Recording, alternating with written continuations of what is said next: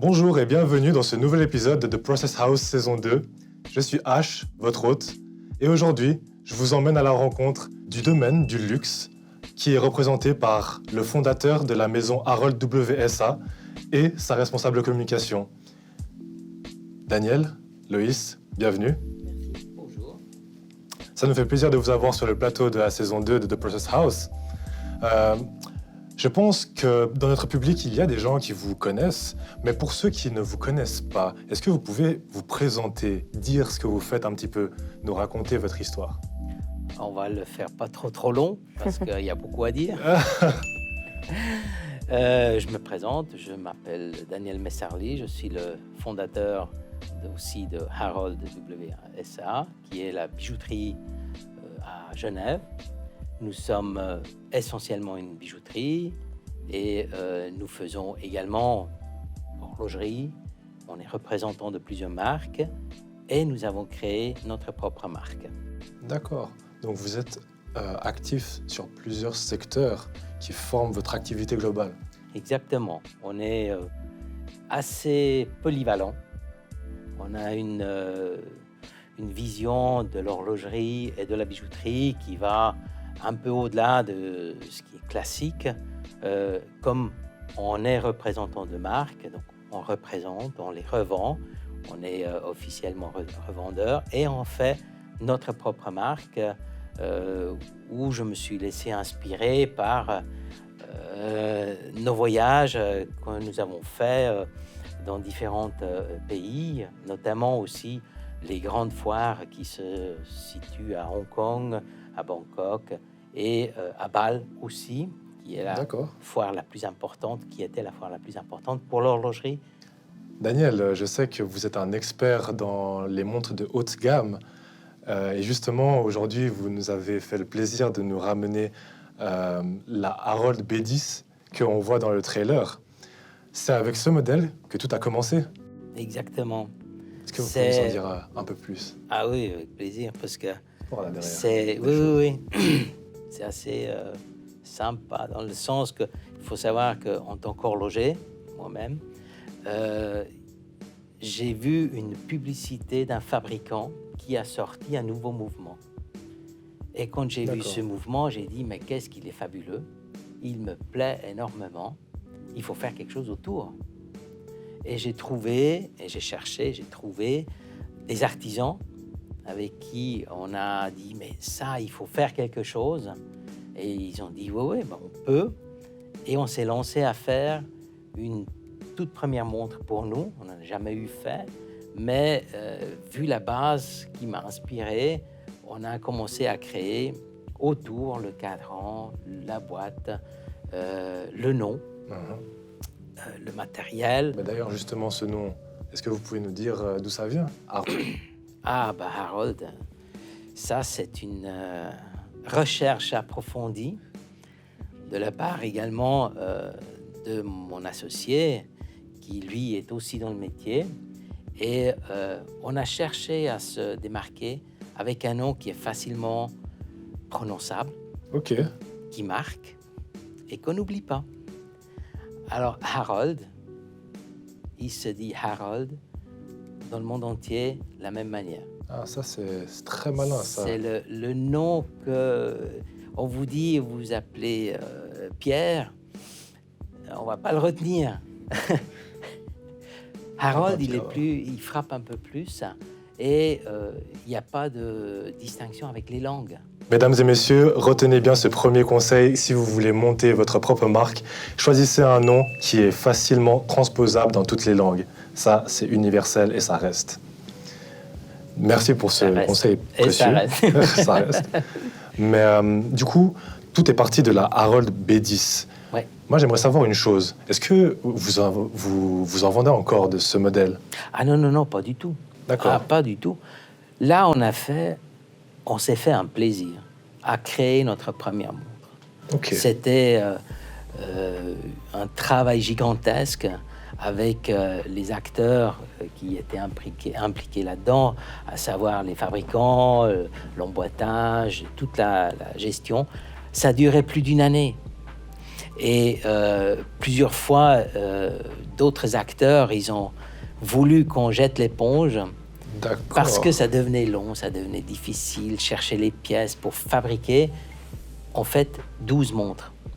Vous avez donc que 12 modèles comme celui-là? 12 montres. 12 montres de ce modèle, pardon. Numérotées, et chaque client qui l'a acheté ou qui l'a reçu, parce qu'on a aussi donné à nos très très bons clients, ils ont été toutes gravées à leur nom. Ok. Tout a été personnalisé et on a créé 12 montres. Ce qui est une folie dans l'horlogerie parce qu'on ne fait pas 12 montres parce que c'est juste un travail de titan et ça, entre guillemets, c'est pas rentable. Mais c'était l'impulsion pour moi de me lancer un peu dans cette voie et ouais, ça a mis beaucoup de temps à être réalisé. Je comprends. Donc du coup, vous avez fait preuve de persistance pour justement rester sur la voie. Et, il n'y a pas que la persistance, il y a la gentillesse pour que les autres ne vous lâchent pas. Il y a savoir bien traiter son équipe. Voilà. Il fallait vraiment insister à garder les contacts, à ne pas être exigeant, mais à comprendre que c'est très difficile de faire que 12 montres. Ouais. Vous en fabriquez 1000, tout le monde va vous produire les pièces qu'il vous faut. Vous en voulez que 12, ça devient très difficile parce que c'est beaucoup de travail pour si peu de pièces. Et à partir de là, comment ça vous est venu de l'idée de passer le pas, la motivation, disons, parce que c'est quand même un risque que vous avez pris en créant votre société, Harold. À partir de là, comment ça vous est venu, cette idée? Vous avez fait votre montre et après, vous avez créé votre société. Ah non, non, c'est un petit peu dans l'autre sens. Ah, c'est dans l'autre sens. Créé la société d'abord. D'accord. Moi, j'ai toujours été dans le commerce et j'étais aussi très longtemps horloger à mon compte avec un atelier avec plusieurs horlogers où on a travaillé pour beaucoup de marques sur Genève. Et après, j'ai eu la possibilité d'ouvrir le premier magasin qui était à la rue de Berne. C'était un petit magasin et puis on a fait tellement de choses différentes entre les marques, les bijoux, la création. Et puis, c'est un peu de là où c'est venu de créer quelque chose à nous. Et c'est le commerce qui fait ça aussi, un peu la demande. Les gens, il y a des gens qui veulent aussi personnaliser leur montre, ce qu'on a aussi fait. Et un peu fil en aiguille, on est venu à ça. Ok, donc vous avez vraiment touché à tout un peu. Oui, on fait un peu de tout. Ouais. Personnalisation. Et maintenant, vous me dites que vous avez eu un premier magasin. Maintenant, vous avez changé de localisation. Alors, à la rue de Berne, c'était le début. Et on a eu l'opportunité de pouvoir reprendre un magasin à la rue Mont-Blanc, qui est évidemment dans une rue beaucoup plus passante, plus attrayante, et qui est aussi plus grand. Donc, on a eu une meilleure visibilité pour Harold. Et c'est là, on a développé aussi la suite de la B11, qui est devenue de la B10.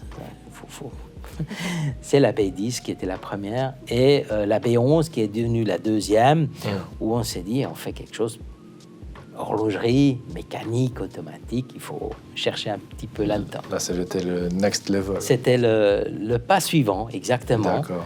Et c'était un petit peu logique, parce que quand vous faites une première montre, il faut une suite. Bien sûr. Là, vous me parliez de visibilité avant, grâce à votre nouvelle position à la rue du Mont-Blanc. Exact. Donc, pour notre public, c'est l'endroit qu'on voit dans la bande-annonce de l'épisode. Là-bas, vous avez une nouvelle visibilité. Il faut savoir que vous êtes... Harold, ça existe depuis 2010, si je ne me trompe pas. Oui.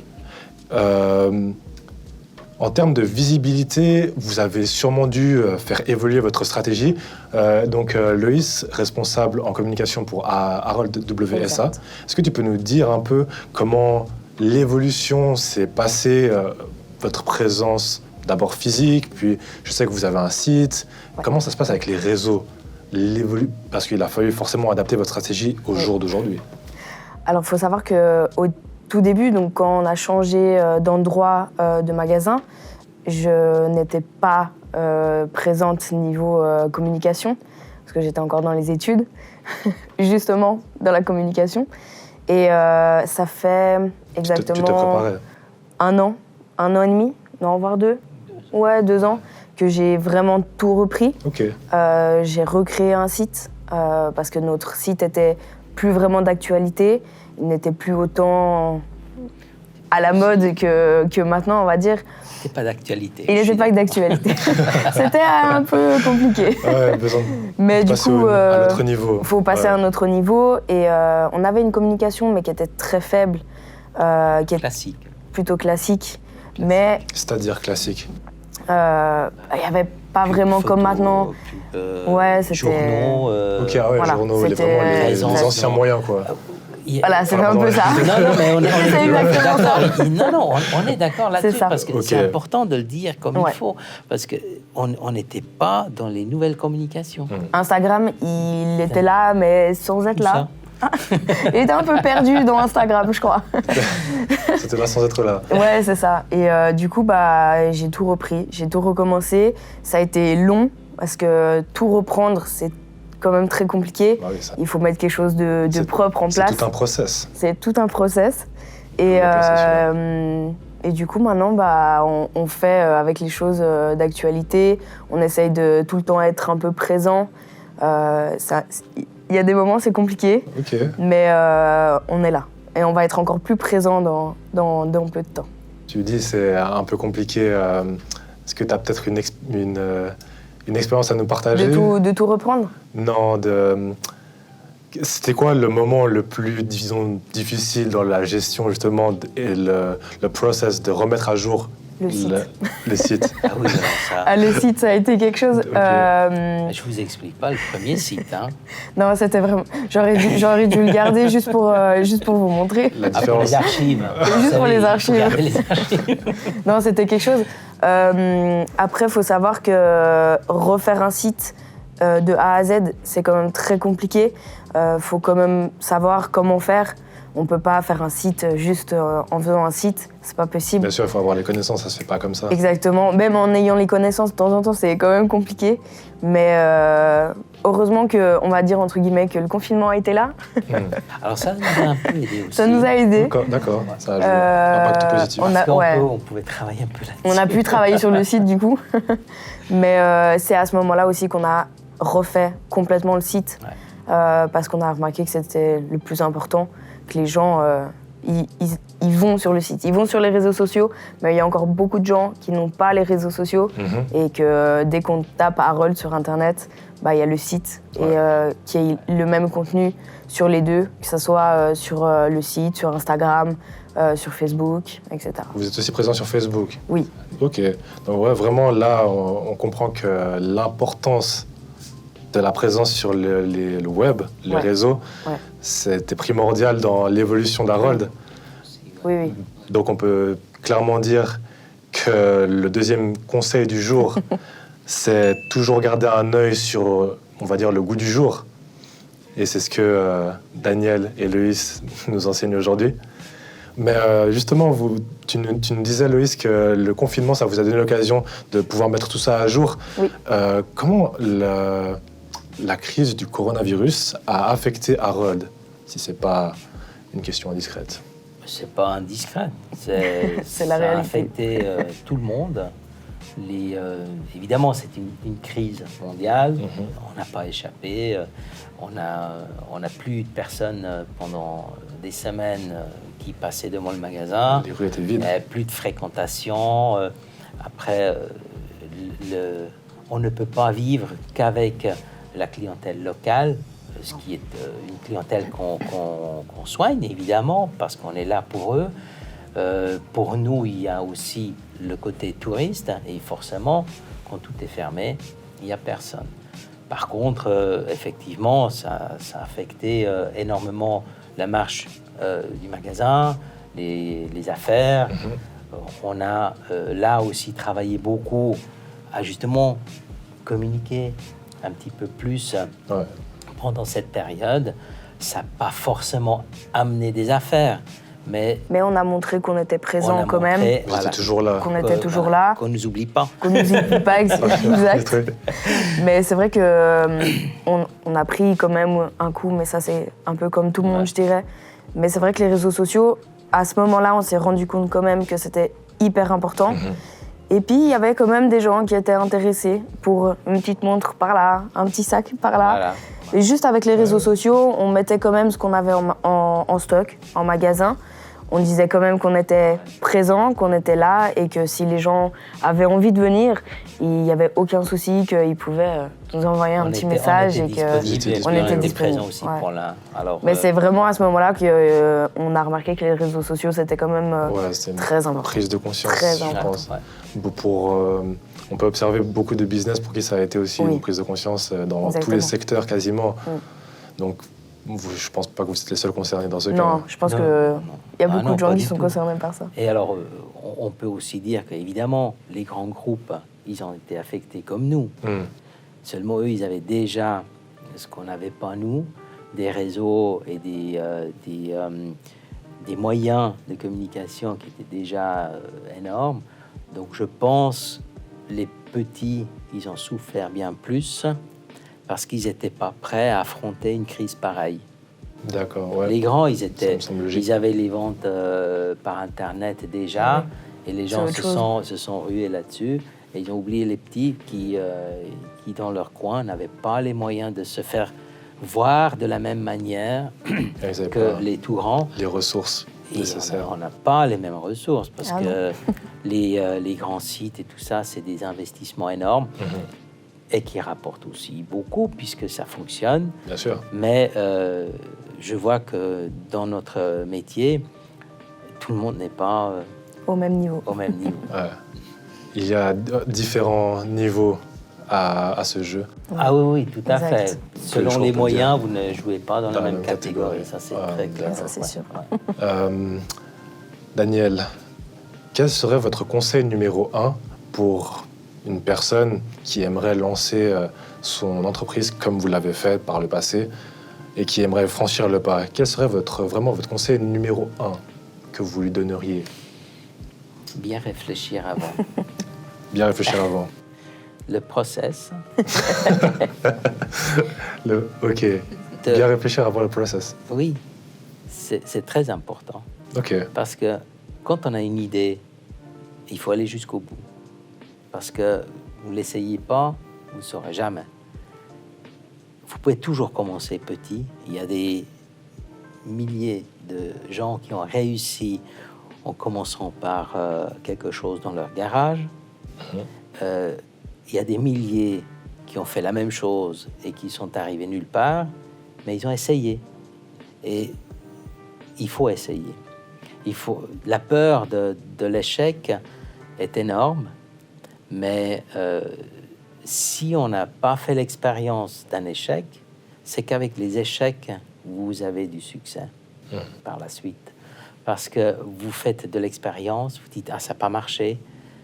Évidemment, tout le monde ne vous suit pas, mais quand vous avez une idée et vous pensez que c'est quelque chose qui est valable, je pense sincèrement c'est important de le faire. Si vous tenez quelque chose, il ne faut pas lâcher le morceau. Quoi qu'il arrive. Non, il faut essayer. Il faut y aller. Je suis tout à fait d'accord avec vous. Pour les projets futurs de Harold, qu'est-ce que vous pouvez nous dire? Vous avez quelque chose de prévu? Des événements spéciaux? Des salons? Ça, c'est un petit peu à moyen terme, oui. Il y a plusieurs choses qu'on participe avec des salons. Avec de la communication qui va venir, et puis un développement du magasin aussi, évidemment. D'accord. On n'est pas sorti de cette crise, donc on va devoir se retrousser les manches encore un petit peu, et puis de nouveau attaquer des nouveautés qu'on va devoir dénicher. On n'a pas toujours tout encore, mais on a une vision sur le développement du magasin qui est quand même assez claire maintenant. Et puis on va développer plusieurs choses de plus en plus. D'accord, donc on parle d'une expansion des activités Oui. de Harold de WS. Ok. Écoutez, il me reste juste une question à vous poser. Cette question, elle est propre à notre concept de Process House. Nous avons la possibilité, grâce à ce sablier, de revenir dans le passé et de donner un message à votre vous du passé. Mais vous ne pouvez envoyer qu'une lettre qui contient une phrase. Laquelle, qu'est-ce que vous diriez pour vous inspirer, vous motiver, pour vous garder sur la route que vous avez prise? Alors, pour me donner une phrase à moi-même, étant un peu plus jeune, je dirais « Fais plus confiance à toi-même, ce que tu veux faire. » Fais-toi plus confiance. Ouais, il faut faire confiance à ce que tu vas décider. Il y a suffisamment de choses qui vont arriver. Et là, tu dois prendre ta décision toi-même et fais-toi confiance à ce que tu vas décider. Croire en soi. C'est ça. Parce que la confiance, ça vous amène à justement vous lancer plus vite ou plus fort dans ce que vous voulez faire. Oh, c'est très inspirant, ça. J'espère. On ne me l'a pas dit. Hein. T'aurais aimé? Et toi, Loïs? Moi, c'est vraiment une bonne question. Je pense que c'est un peu le même concept que mon père. Je dirais de plus me faire confiance, parce que c'est quelque chose qu'il faut vraiment croire en soi, en fait, et vraiment ne pas lâcher et y aller. Croire en soi. Dès qu'on a un truc, il faut y aller. La persévérance aussi, c'est Exactement, c'est pas mal. c'est ça. La persévérance. Mais comme on peut envoyer qu'un mot... Oui. Parce que moi, j'écris un roman s'il fallait. Alors, on va voir si on peut en envoyer plusieurs. On vous tient au courant. Ok, il faut me le dire parce que alors, moi, j'écris un livre si vous voulez. Ouh, là, ça risque d'être compliqué. Ah bon. On va rester sur une phrase alors. Il n'est pas si grand que ça, le sablier. Ah bon, dommage. Vous voyez un peu la taille, quoi. Ouais.